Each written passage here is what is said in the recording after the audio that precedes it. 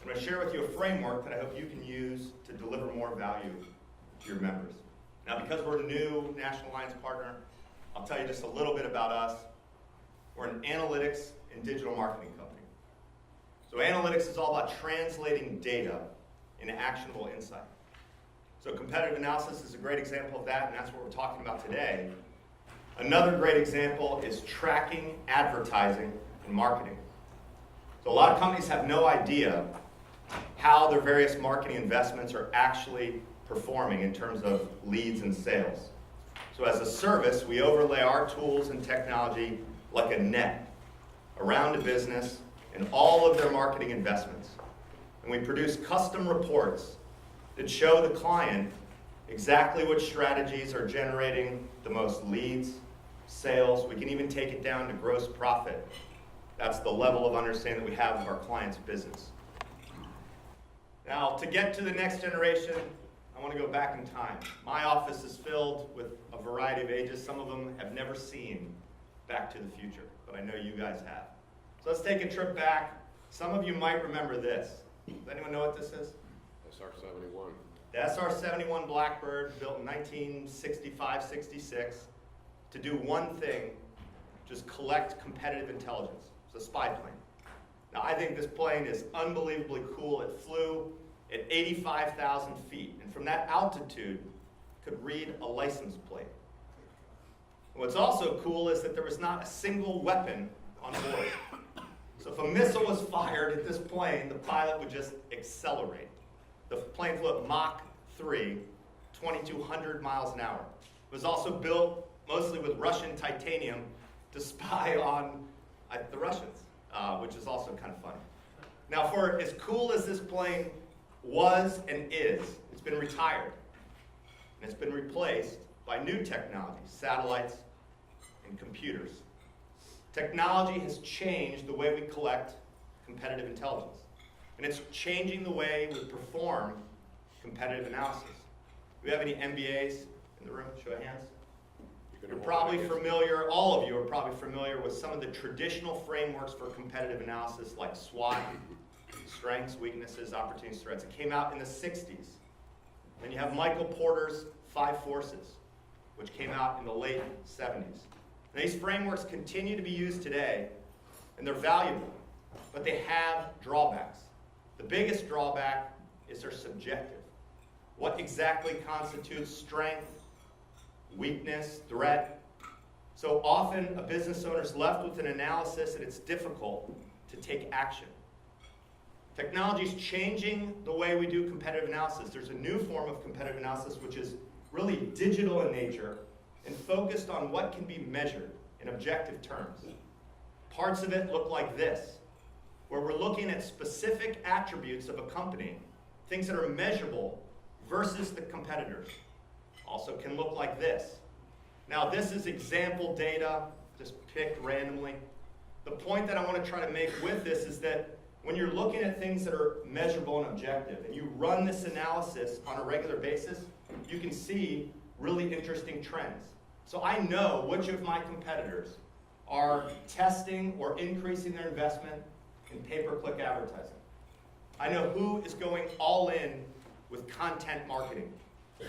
I can see those things because we run these on a regular basis and we can just look at the trends of what people are doing. And that at least allows us to create a game plan, things to test and to try. And then we can rerun the analysis and see how we stack up. Now, this new form of competitive analysis is possible because of advancements in technology. It's also possible because the way we consume media has changed. Remember when watching TV looked something like this? You had all of us around one screen. It was a giant TV, not a big screen, but a giant TV. You actually had to get up to change the channel. But we sat like a couple feet from the TV, and there were only about 5 channels to choose from. And in terms of quantifying the audience engagement, you had the Nielsen set meter. Now, did anyone have a Nielsen set meter in their house? You remember it, but have you ever seen one? Yeah. I've asked this question to probably hundreds of people. You're literally the first person that's ever seen one. But that's what we had to quantify the audience engagement. Now today, the way we consume media is a lot different. We may still be sitting in front of that television. It's gotten much bigger. There are thousands of channels. But we're also often with a second screen in front of us. So you have dad checking his work email, or these days putting up a political post on Facebook. You have little Susie texting with her friends, wired in, and Junior over there on an iPad, probably playing video games. Two screens, our own devices connected to the web. Does this look familiar? Those of you with kids, with grandkids, or that go to any Starbucks, everyone is face in phone, own device, always connected. These guys are probably uploading what they had for lunch on Facebook or Instagram. You realize that, this is crazy, 2.5 million pieces of content are uploaded to Facebook every single minute. It's just people post everything that they're doing online. This is the world that we live in, and it's obvious. When you go out in the lobby, this group is actually pretty good. I've looked around. You don't have as many people face and phone. It's a different generation. This generation is like constantly glued to the phone. This is the world that we live in. It's all around us. You see it, I see it. What's not as obvious is that everything that we're doing is being tracked. None of us have ever, well, one of us, has seen a Nielsen set meeting. Virtually every single one of us has tracking cookies on our computers, our phones, and our tablets from all the websites that we've been visiting over the last couple months. And savvy companies are harvesting that data and using it as a competitive advantage. People wonder why Under Armour bought MapMyFitness. They bought it for the data, and that's it. So savvy companies are using this data as a competitive advantage, and that's really what we're talking about here. We're talking about data collection, and data collection is the heart of competitive analysis. It's especially true for digital competitive analysis. So what we're going to be talking about is taking data about our member companies that's publicly available and using it as a competitive advantage. Now, going back to the first goal, to provide you with a new framework. I'm going to provide you with a framework for digital competitive analysis. And I want to point one thing out, which is when we do this on a free basis, just as a tool to help educate our prospects and as a long play to eventually get clients, and we do it on a paid basis. When we do this on a paid basis, we look at 1,000+ data points across a really wide landscape. And while it's unbelievably valuable, I've never done one of these for a paying client where we didn't wind up with 2, 3, 4 never before seen insights that were actionable, things that we can implement and test. Doing that here would be completely impractical for a 30 to 40 minute workshop. So what I'm providing you with is an ultra simplified version just to show you, to make the point of how you can use this to add value to the members, to your members. So what we're going to do is, my team has done an analysis of a Vistage member company and 4 of their competitors. Now you have the data, but don't look at it yet. I'm going to walk you through the framework that we use. I'm going to walk you through the simplified framework and tell you what we looked at, why it's important, and how we measured it as part of this analysis. Don't get too hung up in the details of the company, or I've made this anonymous at the request of Vistage. Don't get too hung up on the company, the industry that they're in, or exactly what we looked at. Just know that we can look at anything. So if you have a member that's B2B, we can change some of the parameters to make it more valuable for B2B. So once I walk you through the framework, we're then going to do a little exercise to show you how you might be able to use this to add more value to your members. So for the framework, we came up with 5 components. And the first is tracking and analytics. And I'll explain each one. Now, I talked to you about how there is all this data that's available, but you need tools in order to collect the data and to make sense of it. Now, there are tracking tools that you can use to see what's happening on your website. Tracking tools that you can use to identify your audience, who's visiting your site, and target them across the web. There are tracking tools that you can use to assess your search visibility, how well your members' company shows up on sites like Google versus their competitors. Tracking tools you can use to automate your marketing, and tracking tools that you can use to improve your website's conversion rates, the percentage of visitors that do something like turn into a lead. Now, there are thousands, maybe hundreds at least, of tools. These are picked at random, and I can send you all of these if you guys are interested. So what we did for this was we looked for the presence of the tool, and then we looked at the number of tools. Again, this is a simplified framework. So if a company just has Google Analytics installed on their website, if the Vistage member we looked at has Google Analytics installed, and that's it, and their competitors have Google Analytics, an audience identification tool, and all these other tools, we look at that as a proxy for the other companies tracking and analytical sophistication. We would say they have more capabilities. And that's an important element given the rise of how people use data as a competitive advantage. So that's what we looked at there. The second piece of our framework is accessibility. A company's website is arguably one of its most important marketing assets. So the site has to be very easy for prospects and customers to access. And surprisingly, a lot of business owners overlook that. Now we broke accessibility into 3 subcomponents. Site speed, how quickly does the site load? We looked at the mobile friendliness of the site. How many times have you visited a site on your phone only to have to zoom in with your fingers, or have a phone number that you can't click on the mobile site to call the company? So we looked at how mobile friendly the site is. There is a Google tool that's publicly available and free, which will score a website across both of these metrics, and that's what we use. I'll send you a link to it. It's just go Google PageSpeed Insights. We also looked at site security. Now, some of you may notice when you're in a browser and you visit a website, now you have HTTP and there's HTTPS, and I'll talk about why that's important. Now, as you might guess, what's the number one reason that people leave a mobile website, a desktop website? It's typically because of site speed. 70% of people will abandon a site because it's too slow to load. There are graphs online of abandonment rates of websites, and they go up exponentially for every fraction of a second that site takes to load. Google has been preaching, make your websites faster, because a lot of their business is dependent on advertising, and they have to be able to get people, the consumers, to the websites. And if they're too slow, people abandon. This one would be interesting. What percentage of US traffic do you think is coming from mobile phones and tablets? You had to guess. Yeah, you guys are pretty on point. 57% comes from mobile, 32% desktop, 11% tablet. If you add together the tablet and the mobile, that's what most people think of as the mobile devices. It's 68%. So again, a lot of companies, especially B2B, overlook the importance of having a mobile-friendly website. They don't realize how, if you look at the trend, this has just gone up like a hockey stick of people using mobile devices to access websites.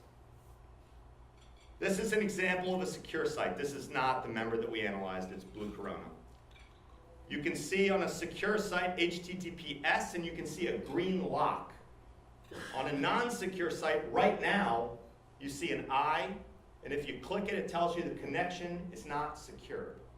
In the very near future, that I is being replaced with that. And some sources indicate that Google on Chrome will say not secure, in the bar up on the browser. Now, why does the security matter? For your members, there is an expectation when someone visits their website, one of their prospects or customers, that it's a secure connection. That when they fill out a form on a website, that data is going to you, the company that I'm visiting, not being phished or hacked. And then they get 1 million spam emails. There's another reason that site speed is important, which is because Google says it is. Now, for those of you, we're a digital marketing company, so we eat, sleep, breathe, whatever Google is saying they're going to do next. And I'll talk about why we do that in a second. What Google does is they'll say, you really need to make your site secure. I'm going to do Q&A at the end. I got a lot of stuff good. What Google say is you really need to make the site secure. Okay, and they'll say that, and they'll say that. And then 12 to 14 months later, they will reward the folks that made the site secure and effectively penalize the sites that are not secure. And I'll show you an example of that. The third piece of the framework is content. Now, what do I mean by content? With content, in a simplistic analysis like this, I'm talking about pages on the company's website. So looking at the Vistage member company's website and their competitors. Looking at, there's a home page, services pages, about pages. Other forms of content include case studies. Again, these are examples from our site. We have case studies. Individual blog posts are a page. Gallery pages. When we look at manufacturing companies, a lot of manufacturing companies will have a gallery page for all the products that they have. And finally, things like white papers. Those are big on B2B sites. Now, why would we look at the content? Why do we care the Vistage member company's content versus the competitors? Sure. Oh, yeah. Is someone asking a question? No. Oh, sorry. Sure. Oh, yeah. So that's, fantastic. So websites with more pages, all things equal, get more traffic, more leads, and more sales. All of us have the world's largest library in our pocket. And when you do a search for something specific, all sorts of pages will come up. And the only question is, whose page are they going to go to?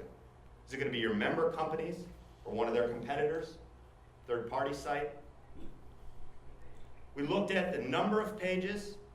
We looked at whether the site had a blog or no blog. And we looked at the frequency of blog posts. The reason we looked at the blog is it's an easy indicator. When someone has a blog and they're updating it, say, daily, there is a velocity of pages being created. And we can see that based on whether they're blogging and how frequently they're blogging. The fourth component is search visibility. And we've talked about this briefly. Search engines direct 70% of website traffic.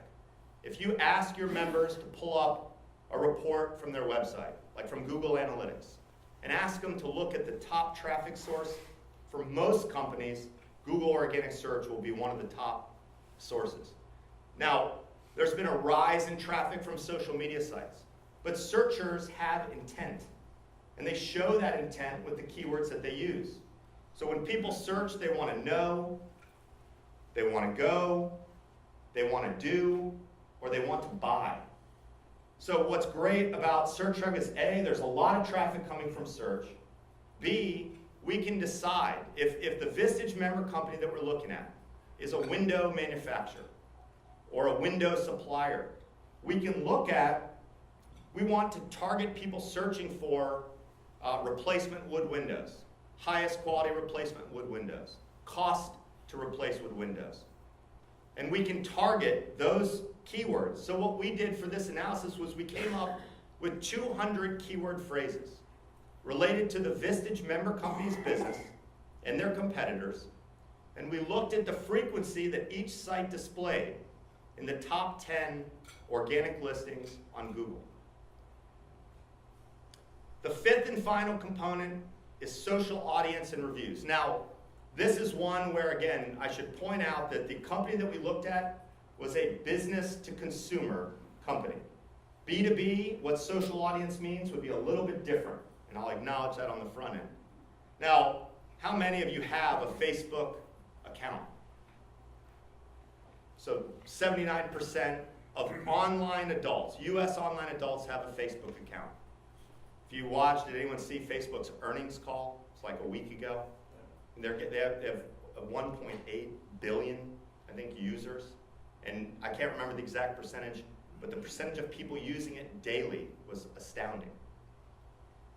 Now, Facebook is one part news, which is a little bit frightening. It's one part entertainment. You look at pictures of your kids, your grandkids, friends, reconnecting with people. A lot of people use it as a customer service channel. I was talking with Colleen, who's a LinkedIn consultant, I think a frequent Vistage speaker, and Colleen was saying that when she talks about LinkedIn and some of these other social sites, she talks about them as a business tool as opposed to a social network. A lot of people will go onto a company's Facebook page and write a review. And if the company isn't there, isn't present, it's almost like a phone line ringing with no one listening, no one answering. So having a large following on Facebook is important. You create an informal network of ambassadors for your business. Even for the B2B folks, I would argue that you should be on Facebook from a recruitment perspective. so that job seekers, especially millennials, can get a sense for the culture of the company. Now, Facebook is also becoming like a private Angie's List. Have you guys ever seen this? So these are from my group of friends. You know, one guy says, my back is out again. Does anyone have a good back doctor? And then a bunch of our other friends comment. Another friend says, I'm going to Los Angeles. Can anyone give recommendations? And again, the point in showing this is that companies that are active on social media tend to get more people making the recommendation, linking to their Facebook page, and that kind of thing. And we also looked at reviews. So we looked at social audience, we looked at reviews. Reviews I put into two categories. You have reviews from clients and customers, and you have reviews from employees on sites like Glassdoor. Now, the reviews matter because a lot of people, like the majority, 88%, trust an online review as much as a referral from one of their friends. So again, kind of shocking. And if you think that job seekers don't go to sites like LinkedIn, Facebook, and Glassdoor to read about the company, to read the reviews before making a decision on where they're going to go, you're out of touch with how everyone's... Glassdoor is our #1 source of resumes and job seekers. You can publish job ads on Glassdoor. So the way we did this section was we looked at the audience size on Facebook. How big is their audience? We looked at the customer reviews, and what we looked at was like the sentiment, the ratings. And then we looked at employee reviews. How did employees rate the company? All right, so everyone take out, you have a handout in front of you. Flip to handout 1. And we're going to do an exercise, and hopefully you get a sense for how you might use this. Now again, work with me on the context of how you might use it, whether it's a one-to-one or a group exercise or just a meeting you have with the client. Pretend the Vistage member in handout 1 is your member. Look at the facts at the top of the page, and then look at each chart. There are, I think, 5 charts. Look at each one and try to come up with a question or two that you might ask to engage the member if you had this information. I've come back from Chair World. I've got a free, I have resources as a chair. I got this analysis, and I want to walk you through it. So maybe let's take, say, 4 or 5 minutes, try to come up with a question or two. You can, after you get some written down, talk to your neighbor. And Cliff and I will be walking around if you have questions. So let's take a couple minutes and do that. Hey guys, just from a time perspective, just looking at the time, when we wrap it up, I think if you've even gone through one of them, I think we'll be able to make the case for, or kind of show you how you can use it. So let's pull up the first chart, tracking and analytics. So how might you engage a member if you had access to this information? First of all, one more time, number of tools. Describe again what that means. Sure. What you have found about those companies. Sure. So there's a website called builtwith.com. It's free. Well, there's a free element. Okay. You can pull up builtwith.com and you can enter a website, and it'll show you what platform the website is built on and all the different tools, like tracking and analytics tools installed on that site. Really? Yeah, it's pretty cool. So what we did was we looked at the number of tools represents, we think, a great proxy for a company's analytical sophistication and capabilities. Sure. Got it. So more generally is going to be better. Just assume the 57 are not all the same tool. They're different types of tools to allow the company to get insights. Another way to say it, the more attractive tools they have, the more likely they have a better marketing campaign for musicians and so forth. Yeah, I mean So you can see the number and the specific tools. Yeah, Okay. yeah. I mean, they're in a real analysis, you could get even more advanced and go to LinkedIn and do a search on their current employees and see, using some keywords, see, do they have a data science person on staff? Do they have a head of tracking and analytics, a director of strategy, that kind of thing? I mean, when I was looking at this information, I kept thinking, you could lead in with a broad question, like how will tracking, big data, and analytics affect your industry over the next 3 years? over the next 3 years? Sorry. How do you see things changing? Do you have a strategy for that? Who's responsible for the tool set that you use today? Is that under IT? Is that a marketing function? Is that a completely separate department? I'm going to skip this one just in the interest of time. I think there's kind of some more stuff going on here on the content side. How about this? I mean, did anyone look at this and say, how in the world could you have 5,400 website pages? The Vistage member company we looked at was a window and door manufacturing company. And so, and their competitors, of course, were as well. So when you think about that, a window and door manufacturing company is going to have product pages, spec sheets. If they have a dealer network through which they sell product, I think the more sophisticated window and door companies have a page for every dealer in all the different parts of the country, so that when you search for their brand replacement window or replacement windows, Rockville, Maryland, the dealer page comes up, and they're more likely to get the traffic. What questions could you ask a member with this? Do you have a favorite tool that gets this data? Yeah, and there's a landing page that I'll send you to in the takeaways that has how to do this. We've set this up. The great part about the simplistic nature of this analysis is that you could run this on your own, or parts of it, pretty easily with free tools. I would ask, do you know who those companies are? Yeah, well, in a real analysis, these would all be, I would do this where you'd have your member name and then each of the 4 competitors. Oh, you're saying, so ask them, yeah, are you even aware of these? Yeah, that'd be a great question. And then I would also ask, what's the quality of leads that you're getting from your Yeah, fantastic. You know, when's the last time you did an audit of the content on your site? When's the last time you did an audit of the content on the other company's website? Our member is blogging. What is their strategy for blogging? I can tell you exactly how many leads and sales Blue Corona gets from any blog post that we've ever written. So I would say, you know, how did you come up with 4? If you knew that for every blog post you published, you were going to get 10 leads and a sale, you might adjust the dosage or the volume of blogging. But you know, you'd ask, do you have someone responsible for content? What is the content marketing strategy? Now again, I'm going to skip forward in the interest of time and allow a little bit of time for Q&A. We've put up a landing page with some additional questions that you can ask or downloads, and I'll direct you to that. But I want to just give you a couple more resources that you can use to engage your members. Flip in the handout that you have. There's a handout called Handout 2. Now, I told you that our team looked at a Vistage member company and 4 of their competitors. Well, we went into the internet and we pulled almost 1,000 more Vistage companies. I think 800 and change. And we ran them through a slightly different, simple but slightly different framework. This was kind of interesting. 1 in 3 members that we looked at, kind of picked at random from the internet, don't have a mobile-friendly website.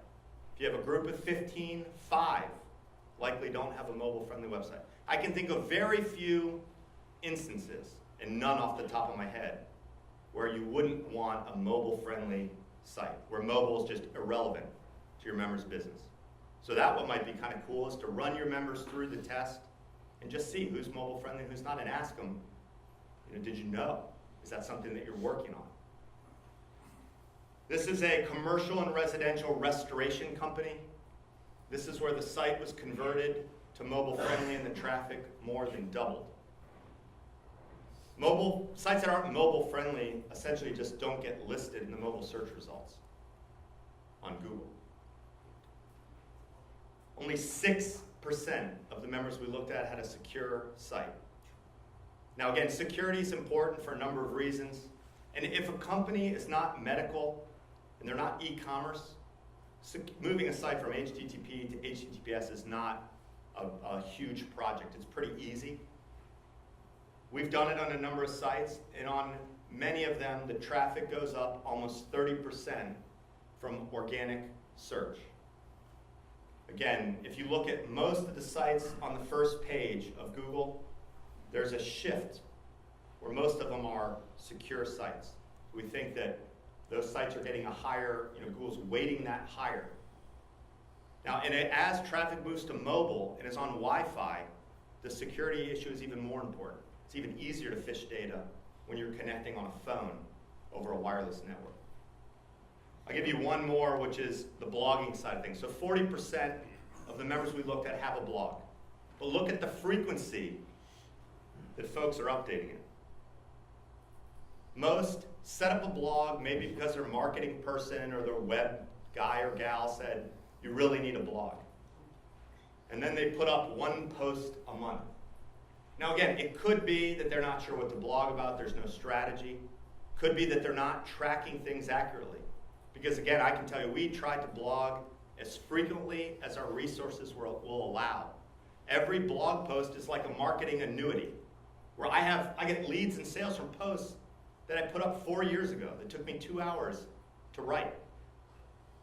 This is an example. This company started blogging, I would say, aggressively on December 1st, 2011.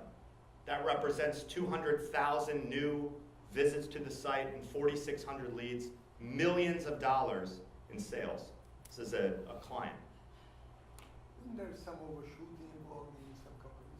They do too much, more than one a day? Yeah. Then I mean, don't you there's do a, it's all about quality, versus quantity. So if you're just putting up, I've seen companies where they put up a 100-word blurb, and like that's the equivalent of the blog.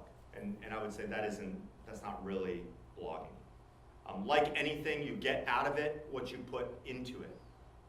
So the best companies hire copywriters. They have a content marketing team. They'll hire videographers to document what they're doing with the business, and then they share all of that content. And it's beneficial not just from a sales generation, but also from a recruitment advertising perspective. I have one quick question. Yeah, sure. Do you have any comments relative to blogging versus newsletters? Like a newsletter, like a print newsletter or a digital newsletter? Digital, like constant contact. Sure. I What's think, the pros and cons? well, I think the most companies that are investing think of it as you're creating content, and then you have different distribution channels. So a newsletter through Constant Contact, Pardot, Marketo, HubSpot, and Infusionsoft, these softwares that allow you to schedule and send your content out. A lot of people will create the content, and then they'll say, okay, how do we want to get it to our clients and prospects? We're going to use the newsletter, we're going to put it on our blog, we're going to direct mail it in the form of like a case study or a white paper. The best companies, I think, create the content asset and then turn that asset into different things that can be shared across different channels. And then they track everything. Thank you. Is there a way that you can track online guests and visits to sales that are not online? Oh, yeah. Who's a liquor wholesaler, Yeah. so they can't. Yeah, retail represents a challenge that is being addressed with technology in a number of different ways, which maybe we talk offline. But I would say generally, we have a lot of our clients are in the home services world, so plumber, roofer, remodeler, architect, and we absolutely track the web activity to people that call them or set up an appointment to come in. Retail's a little bit different because someone can see the content, come into the store, and unless they have downloaded a coupon or something that can be scanned, it can be difficult. But Google, and we have another absolute expert in there, but Google is working on technology that allows companies to associate in-store visits with online activity. Yeah. All right, so to learn more,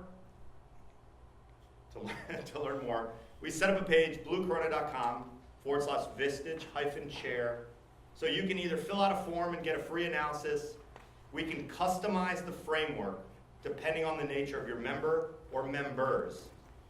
You can schedule a workshop, and then I also created downloadables for how, if you wanted to do the same analysis, links to all the tools that we use. So if you wanted to see how many pages are on a website, I've given instructions for exactly how to do that. You just have to download one of the PDFs. Thank you guys for the time, and I can keep answering questions. We have a couple more minutes. Ben, are you on the speaker circuit? I'm hoping to be. How would you like to come to Sacramento? I'm in. But just go to this site. I've got a second form on the page. Okay, so Just tell me dates. remember I asked you first? I told you, California is my favorite state. Yeah. Have you done a competitive analysis of Vistage? I have, and that was my original topic. But I adjusted my topic.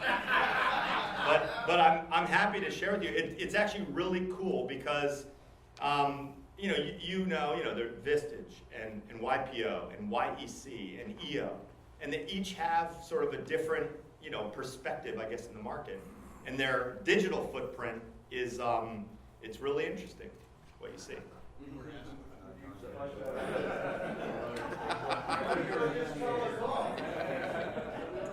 That's a blog post to come, and I know it'll be well read.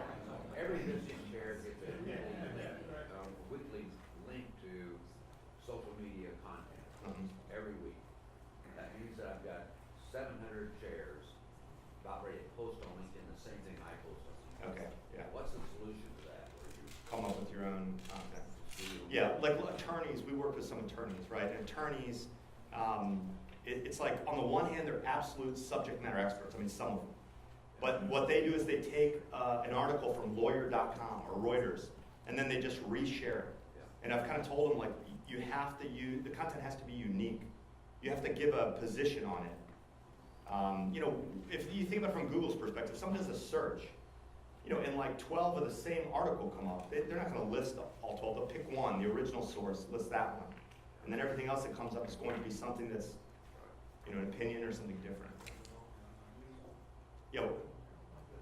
So I'm just struggling with, for me, it's not necessarily the number of tools. Yeah, That one yeah. is, I just sold my sports car to get a top-up. Sure. So can you just give me feedback on, yeah, they've got these two tools, but are Yeah. they all free? So I don't know. Yeah, and again, it was, for the purposes of this, I completely get it. I mean, when I look at, a lot of member companies have Google Analytics installed on their website, and that's it. Now, if you just add Google Analytics and call tracking, suddenly the company that has call tracking installed can actually associate the phone leads that they're getting to the web sources. The company with Google Analytics only can't. And so if I'm a partner in company A, and all we have is Google Analytics, and I'm doing a digital competitive analysis, and I look at all of our competitors, I want to know what other tools are out there that they're using, which ones make sense for us. Should we invest in some of these additional tools? And I think that, again, a lot of folks, a business owner, a lot of them, and even some marketing folks, aren't even aware of all the things that are out there. And you can go to a trade show on analytics, and you can go to booth, but you can also just say, like, who's our most sophisticated competitor? When I have a competitor that has a data scientist on staff, I look at their website and say, all right, what are all the tools that this person's using? And then I try to look at, like, which ones would make sense for us. Does that help a little bit? How does a company make a secure website? Well, I'm not a developer, but you at a minimum you got to get an SSL certificate from your host, and then there's a process that you have to go through on the coding side to make the site secure. The easiest thing for a company to do would be, if their site isn't secure, one question I would ask is, do you have a company that manages, that helps you with the web, with either marketing or your website? And then just, maybe ask them, like, what do you think about web security? Should I have a secure site? Why haven't you brought that to my attention? If it's someone internally, then maybe it's a conversation like, should this be an initiative for us this year? We want to do what's best for the people visiting our site, but, we'd also take a boost in our rankings if we get any kind of business from search engines. But it's not terribly difficult if the site's not e-commerce. One more. Can you give us an idea of an interval cost of your services? Oh, we have very small clients that are spending $750 a month, and we have a publicly traded billion-dollar company that's probably $70,000 a month, in our services.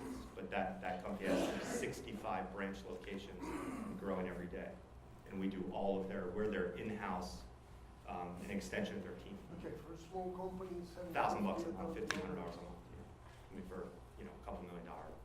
What happened to 750? I'm ratcheting it up. Come on.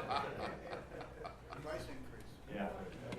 Small companies actually have a digital strategy, and No. they're just not executing on it, or because It depends on the size. Less than $5 million, they don't have a strategy, and they're not executing 5 and up. Sometimes they have a strategy, and there's an execution issue.